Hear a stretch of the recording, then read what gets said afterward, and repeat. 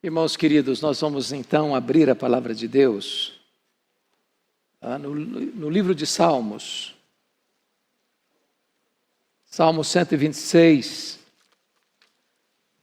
Salmo 126. E faremos a leitura apenas de um verso. O versículo 4.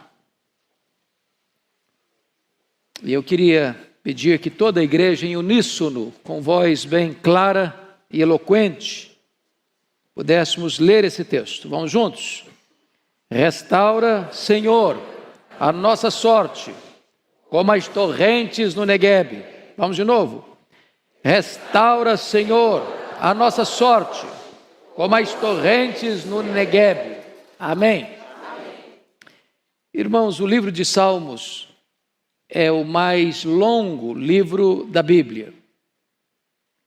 Nós não chamamos de capítulos, mas são 150 poemas. Quando eles foram compostos, eles foram divididos em 5 livros. 5 livros. Assim como o Pentateuco, são 5 livros, também o livro de Salmos, o Saltério, é dividido em 5 livros. Este livro foi escrito num longo período, de aproximadamente 1000 anos, porque você tem o Salmo 90, que foi escrito por Moisés, que viveu 1500 anos antes de Cristo, e você tem este Salmo, que é um Salmo pós-cativeiro babilônico. Então, entre Moisés e este Salmo que estamos lendo hoje, temos um período aí de 1000 anos. Este salmo, ele é um salmo, nós chamamos de pós-cativeiro, porque vocês todos bem sabem que depois da morte de Salomão, o reino de Israel se dividiu, 10 tribos seguiram a liderança cismática de Jeroboão I, formando o que nós chamamos de Reino do Norte, Reino de Israel, cuja capital veio a ser Samaria. E esse reino teve 19 reis, em 8 dinastias, e durou de 931 a.C. a 722 a.C., quando essas 10 tribos do norte foram levadas cativas pelo grande império assírio. As 2 tribos do sul, fiéis à dinastia davídica, formadas das tribos de Benjamim e Judá, ainda duraram mais tempo, alternando entre homens piedosos e homens maus no governo. Entretanto, não aprenderam a lição das 10 tribos do norte e andaram em caminhos errados, muitas vezes. Deus mandou os profetas e eles não ouviram os profetas. Eles perseguiram os profetas. Eles mataram os profetas. E o alerta foi feito vez após vez, reiteradamente, mas eles não quiseram ouvir a voz de Deus. Então Deus mandou o poderoso império caldeu, a Babilônia, que em 3 cercos da cidade de Jerusalém tomou a cidade. 606, 596, 586. E em 586, Nabucodonosor entrou em Jerusalém, arrasou a cidade, destruiu a cidade, passou ao fio da espada milhares de judeus. E diz o profeta Jeremias que mais felizes foram os que morreram à espada do que os que morreram de fome dentro dos muros de Jerusalém. O povo foi levado para a Babilônia, num longo cativeiro de 70 anos. Mas Deus já havia dito, por intermédio do profeta Jeremias, que esse cativeiro tinha prazo de validade. Depois de 70 anos, Deus libertaria de novo o seu povo. E então Deus cumpriu literalmente a sua promessa. E os israelitas estão de volta a Jerusalém. Mas ao retornarem, a cidade estava debaixo de escombros. Os muros quebrados, as portas queimadas a fogo. O povo pobre, completamente sem ânimo para reagir diante daquele cenário tão triste e tão doloroso. Além do mais, Jerusalém estava cercada de muitos inimigos, que se opunham claramente, fortemente à reconstrução da cidade. E a cidade de Jerusalém ficou nada menos do que 142 anos debaixo de escombros, pedras reviradas, portas queimadas, muros caídos, o povo desanimado, cercado de muitos inimigos. Este salmo foi escrito com 3 perspectivas. A primeira delas, numa lente, numa visão do retrovisor, olhando para trás, dos versos 1 a 3, com gratidão por aquilo que Deus havia feito. Quebradas as algemas, arrancado o povo do cativeiro, libertado o seu povo. E eles estavam gratos a Deus, porque Deus os libertara, porque Deus lhes dera a chance de recomeçar. E esse testemunho não só trouxe alegria para eles, mas trouxe testemunho e impacto para as nações. Porém, agora chegaram. A situação é difícil. O cenário é cinzento. A crise está instalada. E é aqui que entra, meus amados irmãos, esse texto que nós acabamos de ler. E eu gostaria de ponderar com vocês algumas verdades importantes aqui. Em primeiro lugar, é preciso afirmar que um passado de glória não é garantia de um presente glorioso. Vejam vocês que eles estão olhando para trás com gratidão pela libertação. Quando o Senhor restaurou a sorte de Sião, ficamos como quem sonha. A nossa boca se encheu de riso, os nossos lábios de júbilo. Grandes coisas fez o Senhor por nós, com efeito, grandes coisas fez o Senhor por nós, por isso nós estamos alegres. Mas isso lá atrás. Se você é crente no Senhor Jesus, se você tem o selo do Espírito Santo na sua vida, se o seu nome está escrito no livro da vida, houve um momento na sua história em que você foi liberto, em que você foi perdoado, em que você foi salvo. Seus olhos foram abertos, seus ouvidos foram abertos, seu coração de pedra se transformou num coração de carne. Você se rendeu a Jesus. A alegria da salvação, a alegria do perdão, a alegria de ser membro da família de Deus, de ter o seu nome escrito no livro da vida. Todos nós que cremos em Jesus temos essa história linda para contar do que Deus fez na nossa vida. Mas agora, vamos pousar aqui hoje, 17 de outubro de 2021. Exatamente agora, 11 horas 36 minutos, na Igreja Presbiteriana de Pinheiros, em São Paulo, Brasil. A grande pergunta é: como está hoje a sua vida? Que diagnóstico você tem do seu coração? A Igreja Presbiteriana de Pinheiros, por convocação do pastor da igreja, pastor Arival, está dedicando o dia de hoje para que a igreja reflita sobre a questão do avivamento. Nós amamos a história, mas nós não vivemos apenas de história. Nós não moramos no passado, nós não moramos na saudade. Todos nós nos lembramos do primeiro amor, mas muitas vezes, hoje, agora, o cenário é cinzento. Você botou sua vida espiritual no piloto automático. Você perdeu aquele primeiro encanto, aquele brilho nos olhos, aquele deleite na leitura da Bíblia, aquele prazer na vida de oração. Vir à igreja, às vezes, é um hábito, ou é um compromisso que você fez a você mesmo. Mas isso não empolga você. Isso não traz alegria para a sua alma. E o salmista está exatamente fazendo esta análise. As vitórias de ontem não são garantias de vitória hoje. Eu preciso de uma intervenção de Deus hoje na minha vida. Eu preciso de uma ação soberana de Deus hoje na minha vida. Eu não posso apenas me alegrar pelo que Deus já fez no passado. Ele fez, mas agora eu estou precisando de uma nova intervenção de Deus. Os muros estão quebrados, as portas estão queimadas, os inimigos estão ao redor. E quantas vezes nós vivemos apenas de lembranças das vitórias de ontem, das vitórias do passado. Eu fico olhando a história de um homem como Sansão, um gigante de Deus, agora prisioneiro.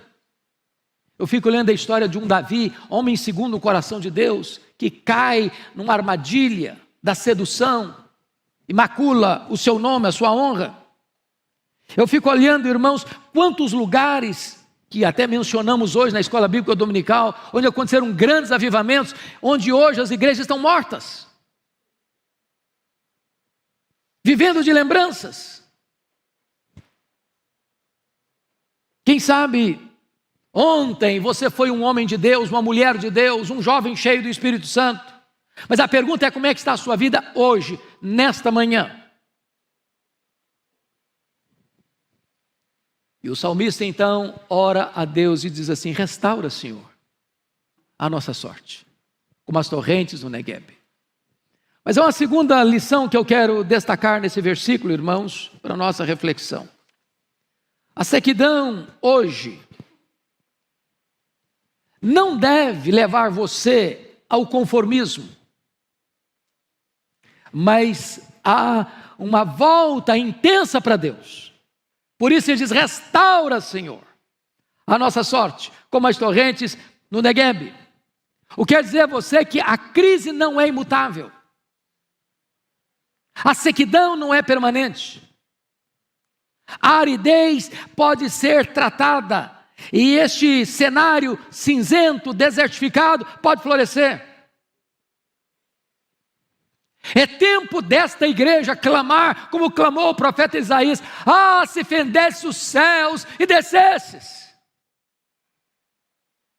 Deus pode intervir, Deus pode reavivar, Deus pode aquecer o coração, Deus pode inflamar a nossa alma, Deus pode fazer algo extraordinário de novo.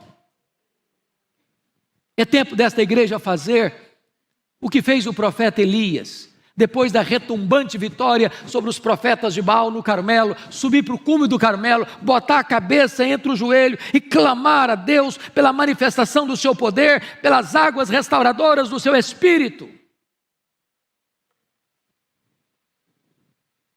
O fato de nós vivermos uma crise mundial, de uma pandemia que assolou as nações, onde muitos crentes ficaram perplexos, tantos outros se dispersaram, muitos outros não querem voltar, ou tantos outros estão céticos e desacreditados. Eu quero dizer para você que a crise não é impedimento para a ação soberana e extraordinária de Deus na sua vida e na vida da igreja. Aliás, os grandes avivamentos nasceram do ventre da crise. Foi assim em Atos 2. Como é que estavam os apóstolos? Dias antes, trancados com medo dos judeus. Agora, eles estão revestidos com o poder do Espírito Santo. Agora, eles estão sem medo algum, prontos a serem presos pela sua fé, a serem martirizados pela sua fé.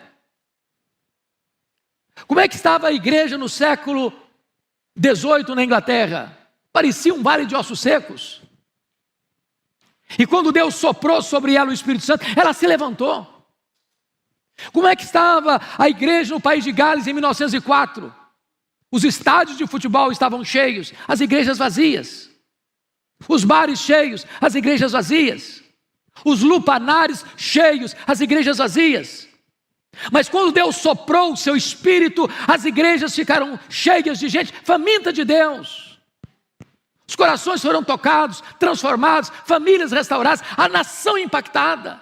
Pois Deus pode fazer o mesmo aqui no nosso meio e através dessa igreja, irmãos. A crise não é impedimento para Deus. Então o salmista ora e diz: restaura, Senhor, a nossa sorte, como as torrentes no Negueb. Mas há uma terceira verdade nesse texto. é que a restauração, irmãos, que nós chamamos de avivamento, é uma obra exclusiva e soberana de Deus. Por isso ele diz: restaura, Senhor. Só Deus pode restaurar a sua igreja, irmãos. Não adianta pastor Arival, ou eu, ou o conselho desta igreja, ou um concílio eclesiástico, ou mesmo a denominação, dizer: nós vamos reavivar a igreja. Nós não reavivamos a igreja. Não é uma decisão humana. Nós não temos esse poder, nós não temos essa competência. Não é uma decisão da igreja, não é a decisão de um concílio eclesiástico, não é uma decisão de um órgão eclesiástico, não é. Só Deus pode fazer isso. Só Deus pode soprar sobre a igreja o seu sopro e trazer alento de vida. Só Deus pode remover as cinzas e acender as brasas. Só Deus pode atear um fogo santo sobre a igreja para aquecê-la, para purificá-la, para iluminá-la e para fazê-la crescer para a glória do seu nome. Só Deus pode fazer isso. E o salmista tem essa consciência. O salmista tem plena consciência disso. Hoje, muitas vezes, nós queremos tapar o sol com a peneira e buscar métodos humanos para restaurar a igreja. Vamos mudar o método, vamos criar um novo programa, vamos criar uma nova atividade, vamos mudar os mobiliários, vamos pintar as paredes de outra cor, vamos botar um outro estilo de música, vamos botar uma igreja mais contemporânea, vamos falar uma linguagem mais acessível a esta ou aquele tipo de classe social, ou faixa etária, ou cultura humana. Nós tentamos muitas coisas, mas nada disso tem condições de restaurar a igreja. Só o próprio Deus pode fazer isso, irmãos. A restauração vem de cima, a restauração vem de Deus, o avivamento emana do trono de Deus. E M. Bounds, um piedoso metodista do século XIX, diz o seguinte: nós estamos à procura de melhores métodos, e Deus está à procura de melhores homens. Deus não unge métodos, Deus unge homens. Oh, amados irmãos, você e eu precisamos dessa visitação poderosa de Deus. Você e eu precisamos de um alento novo, de um entusiasmo novo, de uma visitação poderosa, de um sopro divino, de uma visitação e de um derramamento do Espírito Santo de Deus. Como você pode encontrar lá em Ezequiel 37, quando o profeta é levado para um cenário onde o que ele vê é um vale de ossos secos, sequíssimos. E uma pergunta lhe foi feita: filho do homem, poderão reviver esses ossos? E a resposta de Ezequiel é magnífica: Senhor Deus, tu o sabes. Se Deus quiser, um vale de ossos secos se transforma num exército. Se Deus quiser, uma igreja apática se torna uma igreja viva. Se Deus quiser, uma igreja que está com o seu coração posta neste mundo, volta o seu coração para as alturas. Se Deus quiser, Ele pode pegar um adolescente, um jovem, uma criança, um homem, uma mulher, uma pessoa idosa e levantá-la no poder do seu Espírito para impactar a igreja, a cidade e a nação. Se Deus quiser, Ele pode fazer. E o clamor do salmista é este: restaura, Senhor. Restaura, Senhor. Mas em quarto lugar, irmãos, esse texto ainda nos ensina uma quarta verdade. A restauração é fruto de oração fervorosa. Porque veja você o clamor: restaura, Senhor. A igreja clama e Deus atende. A igreja pede e Deus concede. A igreja bate e a porta abre. A igreja bombardeia o céu com as suas orações e as chuvas torrenciais descem. Irmãos, nunca houve, nem na Bíblia, nem na história da igreja, avivamento sem ser precedido de oração, oração, oração. Às vezes lemos livros sobre oração. Às vezes temos boa teologia sobre oração. Às vezes pregamos sobre oração. Às vezes damos palestra e estudos bíblicos sobre oração. Mas o que Deus está recomendando à igreja é orar. É orar. Restaura, Senhor. Quando Jesus orou, o céu se abriu, o Espírito Santo desceu. Quando aqueles 120 discípulos trancaram-se no cenáculo e durante 10 dias todos perseveraram unânimes em oração. Depois de 10 dias, o céu se fendeu e o Espírito Santo desceu em línguas como de fogo, como que num vento impetuoso, e todos ficaram cheios do Espírito Santo e passaram a falar as grandezas de Deus, e ali começa uma igreja viva e vigorosa. Quando Elias subiu ao cume do Carmelo, a chuva desceu. Quando perguntaram para o grande príncipe dos pregadores do século XIX, Charles Haddon Spurgeon, qual era o segredo do seu ministério, de reunir milhares e milhares de pessoas todos os domingos para ouvir a palavra de Deus, e diz: o segredo desta igreja é que ela tem uma usina de poder. E a usina de poder da igreja era a reunião de oração da segunda-feira, onde centenas de crentes se reuniam para orar, para buscar poder, para Deus capacitar, para Deus visitar, para Deus transformar, para Deus avivar a igreja. Alguns historiadores dizem que o Spurgeon tinha debaixo do templo, ou melhor, debaixo do púlpito, uma sala, e ele, ao perceber no sermão que alguma coisa faltava, ele batia o pé com mais força, para que as pessoas que estavam lá embaixo orando revigoraram ainda mais na oração. Irmãos, bancos vazios de oração fazem púlpitos sem poder. A igreja precisa compreender isso. Ontem, o pastor Arival, através das mídias da igreja e das nossas mídias todas, fez uma conclamação para a igreja vir, os membros da igreja virem. Tem alguns membros que ainda não vieram. Esperamos que venham. Mas não basta só você vir. Os membros da igreja precisam entender que todos nós somos participantes do ministério da proclamação. Porque leia sua Bíblia e você verá uma coisa: sempre que a igreja orou, o Espírito Santo veio. E sempre que a igreja orou e o Espírito Santo veio, a igreja pregou. E sempre que a igreja pegou no poder do Espírito Santo, as conversões foram abundantes e a igreja cresceu.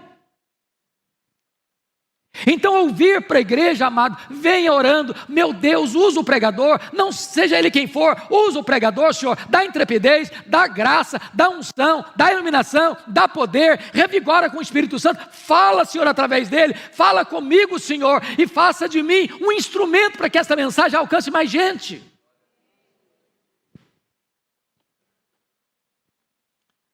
Hoje à noite nós ouviremos um pastor da Coreia. Já temos tantos testemunhos lindos, mas uma das marcas para mim mais impressionantes da igreja da Coreia, além do discipulado, que é uma marca extraordinária, é a postura daquela igreja de orar pelas madrugadas. E certa feita, eu visitando a Coreia, fui perguntar a um dos pastores por que eles oravam de madrugada. E eu até fui um pouco indelicado, porque eu fiz uma afirmação para ele, disse: vocês oram de madrugada porque isso é a cultura oriental, isso é a cultura de vocês. E esse pastor olhou nos meus olhos e me disse: não. No mundo inteiro as pessoas levantam de madrugada para ganhar dinheiro. Nós levantamos de madrugada para orar porque Deus é prioridade na nossa vida. Irmãos, quando o povo tem sede de Deus, Deus visita a sua igreja.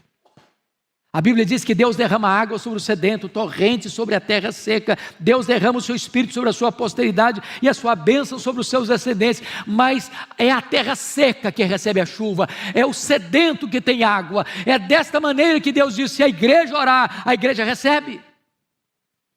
Nós conclamamos você, meu irmão, membro desta igreja, você que está conosco hoje, você que está nos assistindo, a clamarmos a Deus por um revivamento. Só assim a igreja vai enfrentar as hostes do mal, só assim a igreja vai enfrentar todas as forças ocultas e visíveis que se levantam contra a igreja. Só assim a igreja vai impactar a nação. Por isso o clamor é esse: restaura, Senhor, a nossa sorte, como as torrentes do Negueb. Mas, amados irmãos, eu gostaria de concluir com a quinta verdade desse texto. A restauração é, na verdade, um milagre de Deus. Não apenas uma intervenção de Deus, mas um milagre de Deus. Veja você o versículo que diz assim: restaura, Senhor, a nossa sorte, como as torrentes no Negueb. Como entender isso?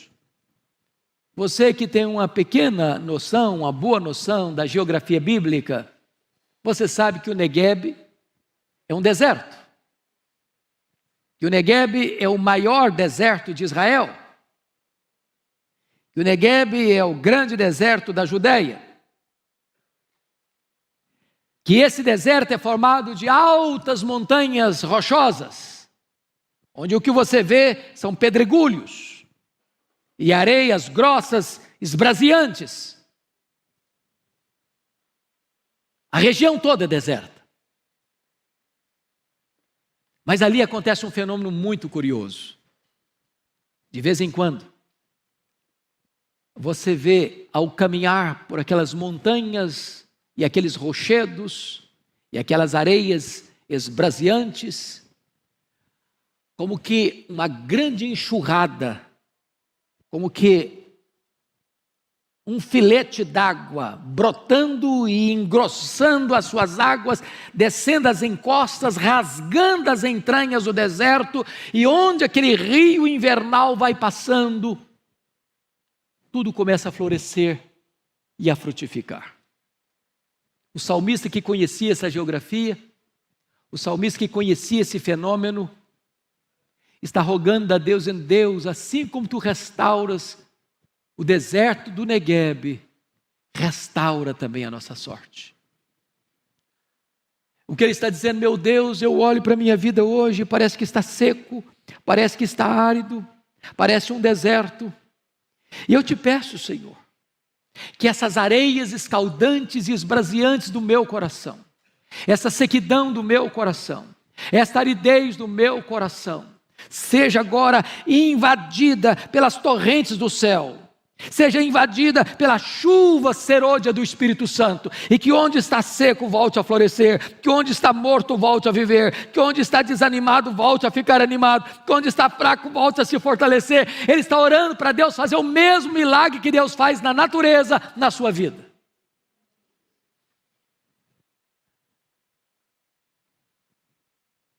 Eu quero isso para mim. E o Senhor Jesus Cristo, lá na festa dos tabernáculos, no último dia da festa, onde o povo tinha uma procissão de pegar água lá no tanque de Siloé e levar ao templo, e aquela procissão era feita durante os 7 dias da festa. No último dia, era o dia áureo, alto da festa, e essa procissão acontecia 7 vezes, do tanque de Siloé ao templo, e na medida que eles iam cantando: e vós tirareis águas das fontes da salvação, citando Isaías capítulo 12, versículo 3, e de repente, no auge da festa, Jesus se levanta e proclama: se alguém tem sede, venha a mim e beba. Quem crer em mim, como diz a Escritura, do seu interior fluirão rios de água viva. E ele estava falando isso a respeito do Espírito Santo. Eu quero dizer a você nesta manhã, meu amado, que Jesus é o mesmo, e que Ele está aqui nesta manhã, e Ele tem todo o poder. E se você tem sede dEle, e se você quer ver este milagre dEle na sua vida, clame a Ele. Se alguém tem sede, venha a mim e beba. Quem crer em mim, como diz a Escritura, do seu interior fluirão rios de água viva. É isso que Ele está querendo realizar na minha e na sua vida. Se você hoje tem a vida como um vale árido, pois Deus é poderoso para transformar esse vale árido num manancial, e de bênçãos vai se cobrir aí a primeira chuva. Se você hoje está com água apenas lá no tornozelo, Peça a Deus para que essas águas cresçam e cheguem até a sua cintura. E peça a Deus para que essas águas cresçam e cheguem até o seu ombro. E peça a Deus para que essas águas cresçam, para que você possa nadar neste rio do Espírito Santo de Deus, uma vida plena e abundante. O clamor da igreja é este: restaura, Senhor, a nossa sorte, como as torrentes do Neguebe. Vamos ficar em pé? E vamos recitar com toda alegria e entusiasmo Salmo 126, versículo 4. Toda a igreja conosco. Texto que consideramos nesta manhã. Vamos juntos ler? Restaura, Senhor, a nossa sorte, como as torrentes no Neguebe. Amém.